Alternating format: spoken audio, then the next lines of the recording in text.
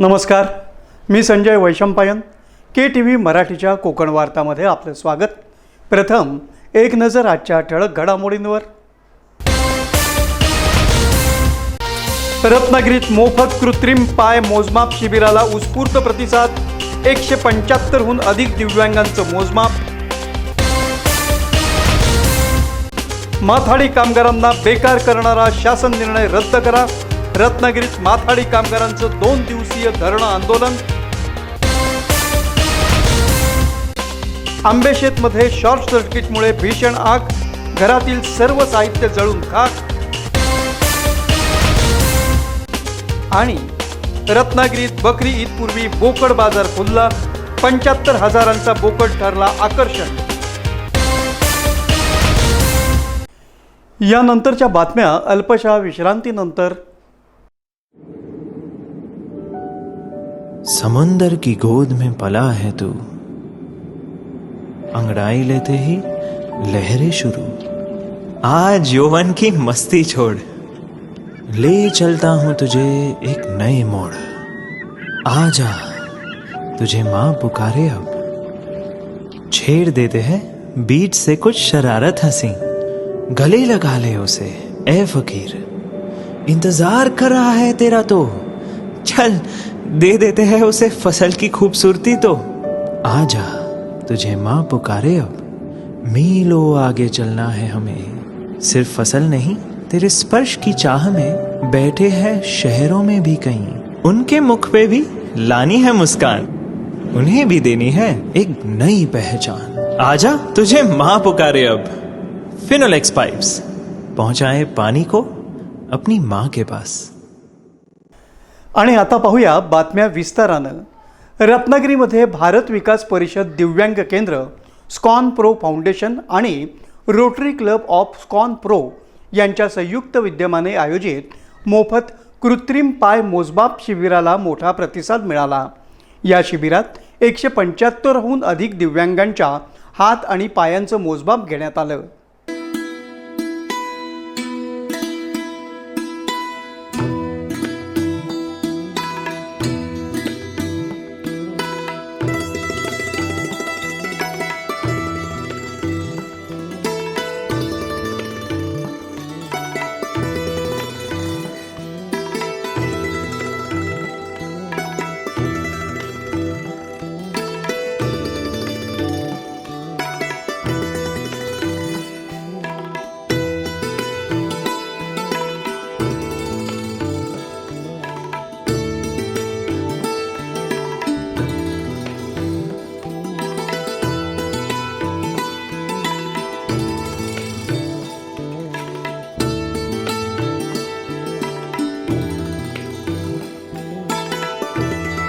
Salvi stop येथील श्री स्वामी समर्थ मंगल कार्यालयात दिवसभर हे शिबिर पार पडलं. रत्नागिरी, सिंधुदुर्ग आणि नजीकच्या जिल्ह्यातील अनेक दिव्यांगांनी या शिबिरात सहभाग घेतला. तज्ज्ञांकडून शास्त्रशुद्ध पद्धतीनं हात आणि पायांचं मोजमाप घेऊन मोल्ड तयार करण्यात आले. पुढील महिन्यात आधुनिक मॉड्युलर कृत्रिम पाय आणि हात दिव्यांगांना सुपूर्द करण्यात येणार आहेत. हे कृत्रिम अवयव वजनानं हलके असून ऑटो फोल्ड सुविधायुक्त आहेत. त्यामुळे दिव्यांग व्यक्तींना चालणं, धावणं, पोहणं, वाहन चालवणं तसंच शेतीची कामं करणं सहज शक्य होणार असल्याचं मत भारत विकास परिषद दिव्यांग केंद्र विश्वस्त विनय खटावकर यांनी व्यक्त केलं. नमस्कार, मी विनय खटावकर, भारत विकास परिषदेचं दिव्यांग पुनर्वसन केंद्र पुणे त्याचा विश्वस्त आणि केंद्र प्रमुख म्हणून दायित्व आहे. आज माझ्या डाव्या उजव्या बाजूला स्कॉन प्रो उद्योग समूहाचे डायरेक्टर्स आहेत. तेही तुमच्याशी संवाद साधतीलच. आज स्कॉन प्रो फाउंडेशन, स्कॉन प्रो उद्योग समूह आणि स्कॉन प्रो रोटरी क्लब यांच्या माध्यमातून रत्नागिरी येथे हे दिव्यांगांचं शिबिर होत आहे. आज या दिव्यांगांचा खूप छान प्रतिसाद मिळतोय. मोजमाप घेण्यासाठी हे दिव्यांग आज शिबिर आहे, नंतर 1 महिन्याने वाटप होणार आहे, फिटिंग करून देणार आहोत याच ठिकाणी. आज आपण स्वामी स्वरूपानंद स्वामी मंगल कार्यालयामध्ये आपण आहोत आणि साळवी स्टॉप जवळचं. आणि साधारण यामध्ये 150 दिव्यांगांची नोंदणी झाली होती. पण वेळेवर 25 दिव्यांग आले, त्यांनाही आम्ही हो म्हटलेलं आहे. कारण आम्ही या दिव्यांगांना आम्ही परमेश्वर समजतो. नरसेवा नारायण सेवा, परमेश्वराची सेवा आम्हाला दिव्यांगांच्या माध्यमातून करता येते. मग परमेश्वर दारात आला आहे म्हटल्यानंतर त्याला नाही म्हणणार नाही. आणि सुदैवाने स्कॉनप्रोचे जे आहेत, ज्यांच्या माध्यमातून निधी प्राप्त झाला आहे, त्यांनी पण सांगितलं की विनायची किती दिव्यांग येऊ द्या, तुम्ही निधीची काळजी करू नका, आम्ही निधी उपलब्ध करून देऊ. त्यामुळे आज 175 जवळजवळ दिव्यांगांना आपण अत्याधुनिक कृत्रिम मॉड्युलर पाय, जयपूर फूट नाही तो जुना झाला, ज्या पायाची किंमत 50 ते 75,000 रुपये खाजगीमध्ये आहे, असा कृत्रिम पाय मोफत बसवून देण्यासाठी 175 दिव्यांगांचा आज मोजमाप होतं आहे.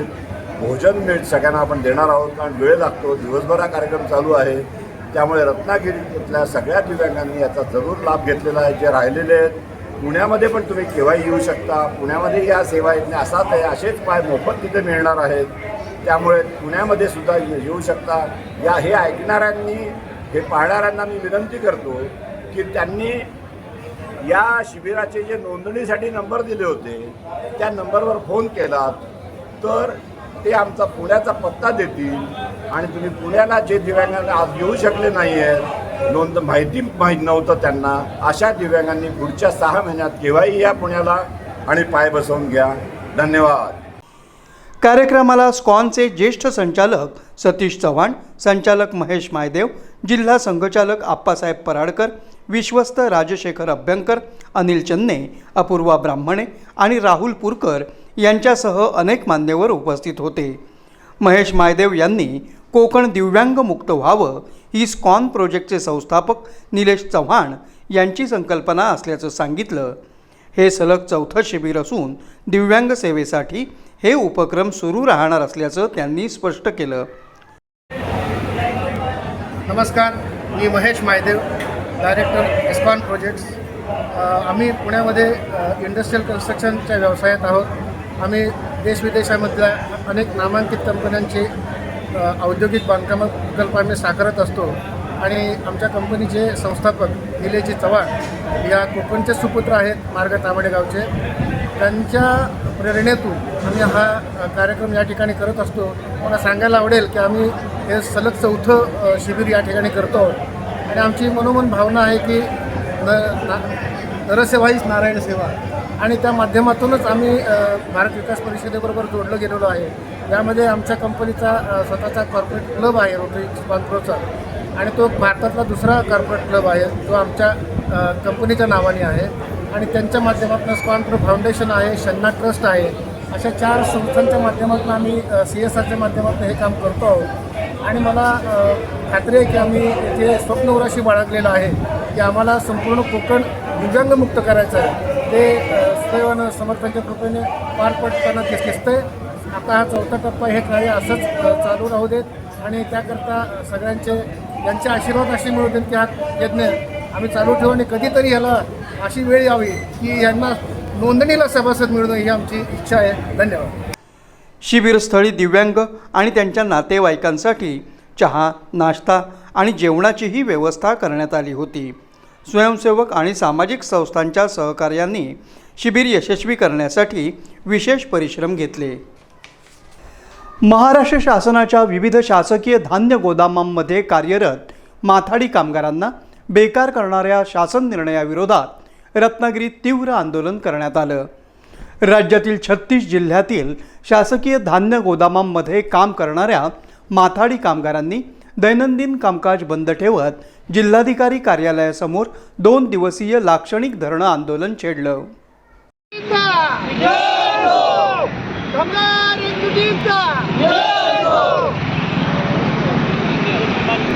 साहेब आगे बढ़ो, हम तुम्हारे साथ हैं. राणे साहेब आगे बढ़ो.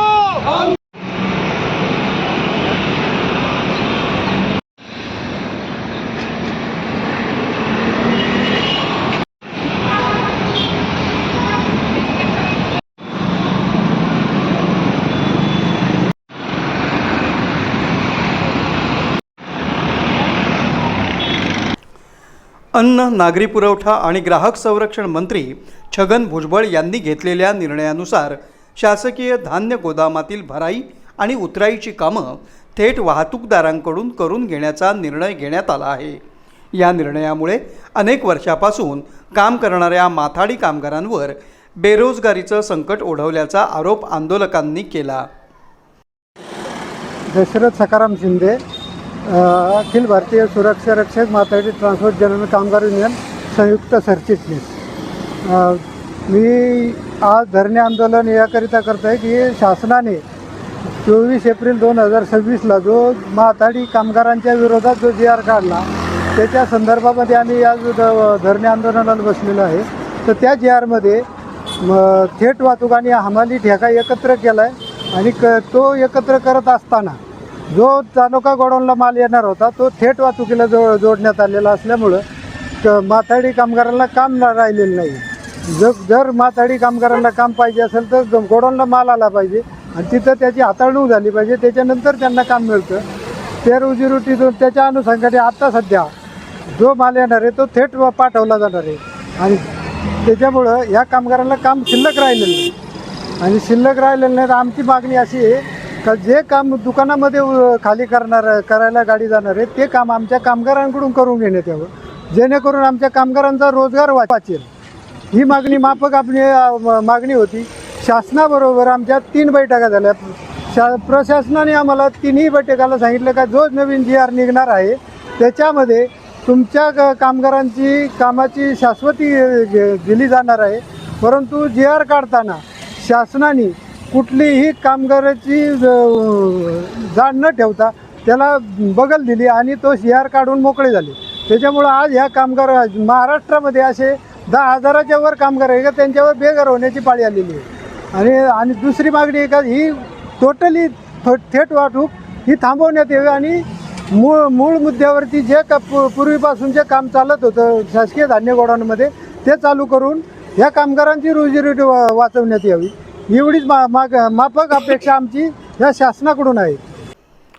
अखिल भारतीय माथाडी सुरक्षा रक्षक श्रमजीवी आणि जनरल कामगार युनियनच्या नेतृत्वाखाली हे आंदोलन करण्यात आलं. जिल्ह्यातील विविध शासकीय धान्य गोदामातील माथाडी कामगार मोठ्या संख्येनं सहभागी झाले होते. शासन निर्णयाचा निषेध असो, माथाडी कामगारांना न्याय द्या अशा घोषणांनी परिसर दणाणून गेला. युनियनचे संयुक्त सरचिटणीस दशरथ सखाराम शिंदे यांनी शासनानं हा निर्णय तात्काळ मागे घ्यावा, अन्यथा राज्यभर तीव्र आंदोलन छेडण्यात येईल असा इशारा दिला. 25-26 तारीखपासून 25 व 26 तारखेला आमचं धरणं आंदोलन आहे.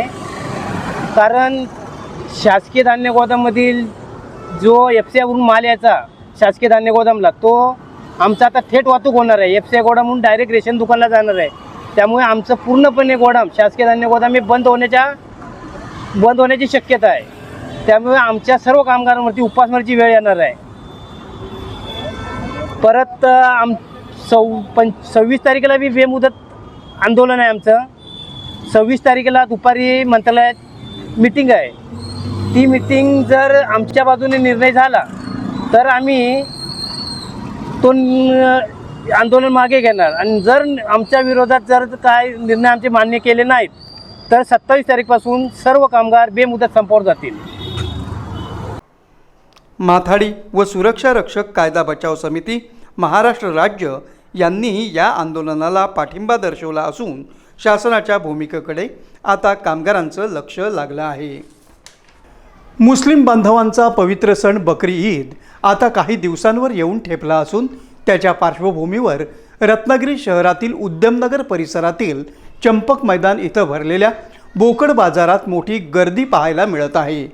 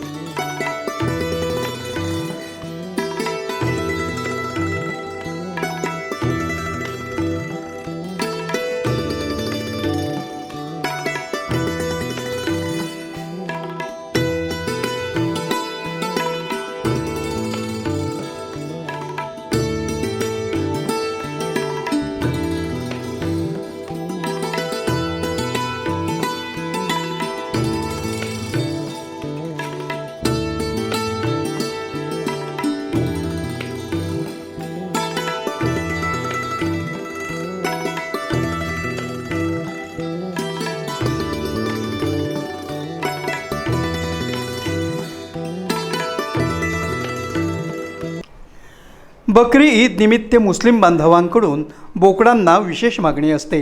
त्यामुळे या बाजारात शेळ्या, मेंढ्या आणि बोकडांची मोठ्या प्रमाणावर आवक झाली आहे. यावर्षी जवळपास 300 नग जनावरांची बाजारात आवक झाल्याची माहिती विक्रेत्यांकडून देण्यात आली. यापैकी सुमारे 200 शेळ्या, मेंढ्या आणि बोकडांची खरेदी विक्री झाल्याचं सांगण्यात आलं. विशेष म्हणजे मोठ्या आकाराचे आणि तंदुरुस्त बोकड ग्राहकांचं मुख्य आकर्षण ठरत आहेत. दरम्यान एका तंदुरुस्त आणि मोठ्या बोकडाची तब्बल 75,000 रुपयांना विक्री झाल्याची माहिती समोर आली आहे. बकरी ईदच्या पार्श्वभूमीवर या बाजारात लाखो रुपयांची आर्थिक उलाढाल झाल्याचंही सांगण्यात येत आहे.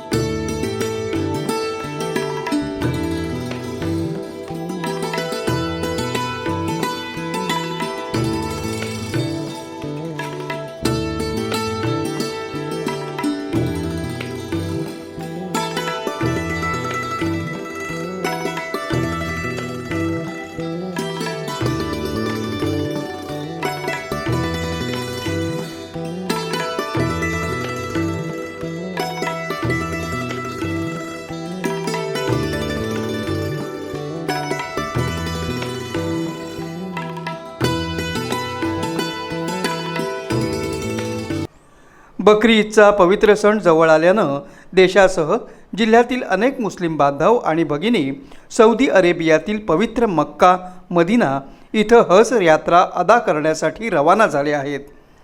इस्लाम धर्मातील अत्यंत महत्त्वाची आणि धार्मिक यात्रा म्हणून हज यात्रेला विशेष महत्त्व दिलं जातं. बकरी ईदपूर्वी होणाऱ्या या हज यात्रेला विशेष धार्मिक महत्त्व असून यात्रेदरम्यान शांतता, बंधुभाव आणि मानवतेचा संदेश दिला जातो.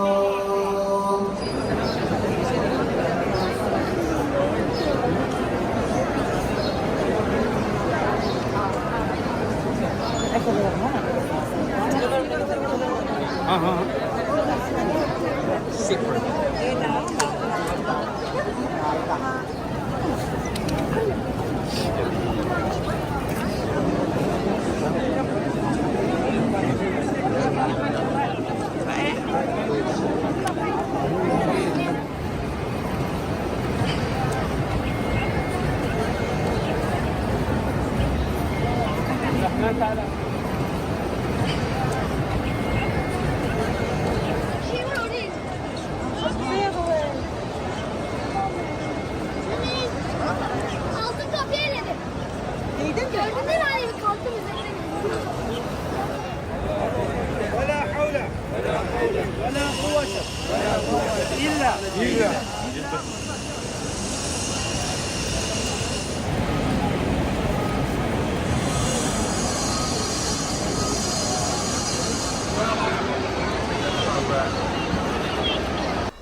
रत्नागिरी शहरानजीकच्या आंबेशेत गावामध्ये मंगळवारी सकाळी 11च्या सुमारास शॉर्ट सर्किटमुळे राहत्या घराला भीषण आग लागल्याची घटना घडली. संजय देवजी घाणेकर यांच्या भाड्याच्या घरामध्ये लागलेल्या आगीत घरातील सर्व साहित्य जळून खाक झालं असून मोठ्या प्रमाणात वित्तहानी झाली आहे.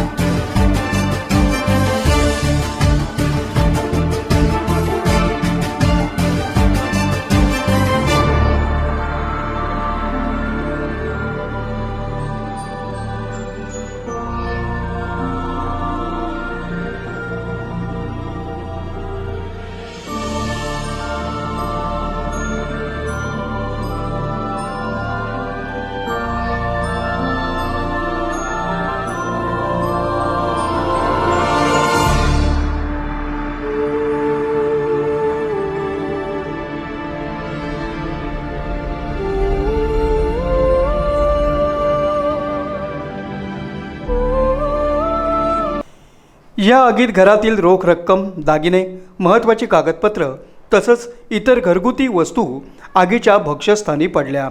घटनेची माहिती मिळताच स्थानिक नागरिकांनी मदत कार्य सुरू केलं. त्यानंतर रत्नागिरी नगर परिषदेच्या अग्निशामक दलानं घटनास्थळी धाव घेत आग आटोक्यात आणली.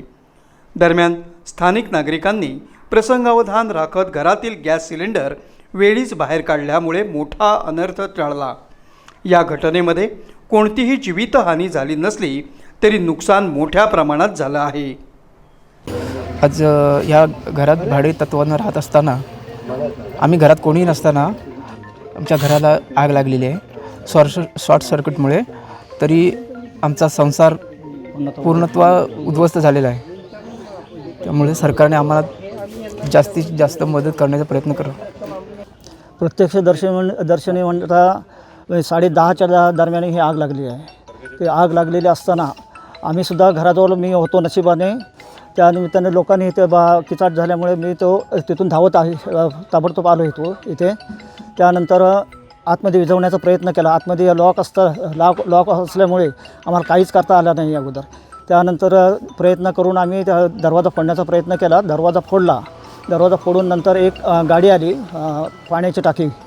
त्या पाण्याच्या टाकीने विझवण्याचा आम्ही प्रयत्न केला थोडाफार. त्यानंतर नगर परिषदेचा बंब बोलवला मी. बंबाने त्या आग आम्ही विझवण्यात यशस्वी झालो पूर्णतः. आणि त्यांचं घर भस्मसात झालेलं आहे पूर्ण.